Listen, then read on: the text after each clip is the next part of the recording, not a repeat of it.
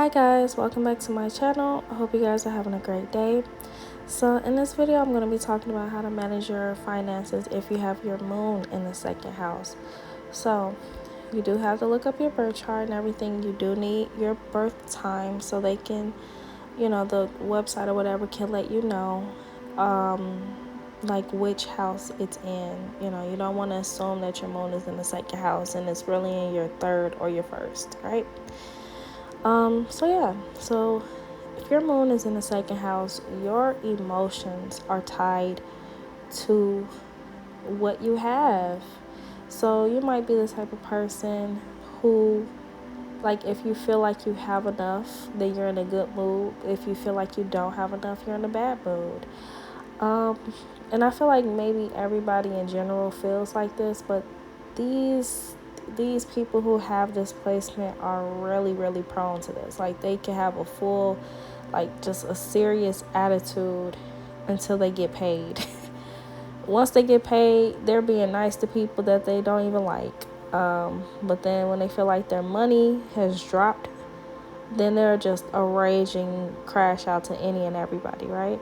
So I forgot to mention in the Cancer in the second house video, but if you have your moon in the second house, you do need to be mindful of the moon cycles and which signs that the moon is in, because you're bound to have money spending habits based off of what sign the moon is in, and the moon sign changes every 2 to 3 days.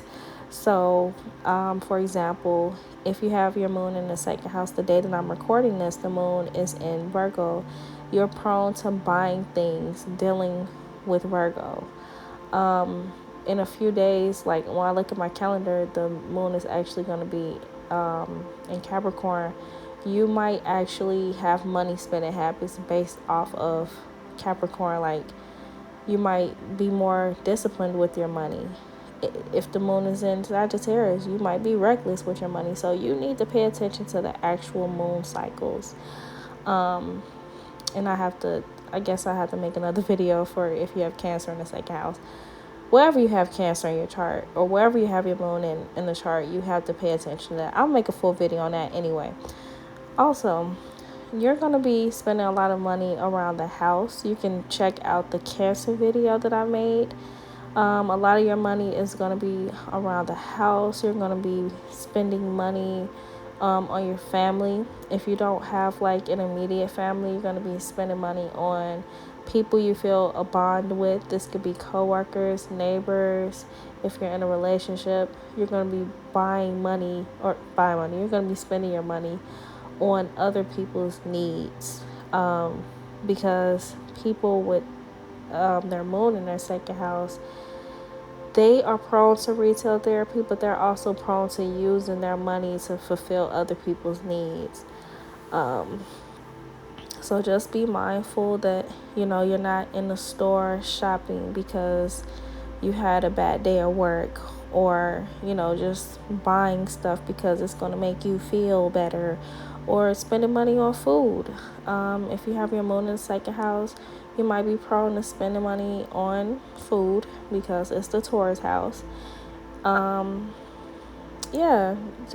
also have a budget of the things that you actually need. Like, these are also the type of people to spend money on things to make them feel secure. So they might invest in a really good security system for their homes.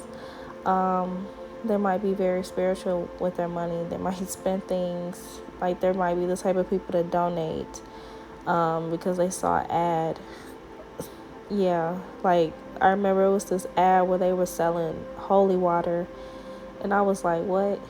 And yes, people actually, they, buy that type of thing.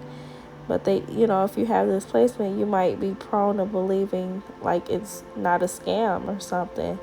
Me personally, I have a Capricorn rising, so I be thinking everything's a scam. I'm not going to lie.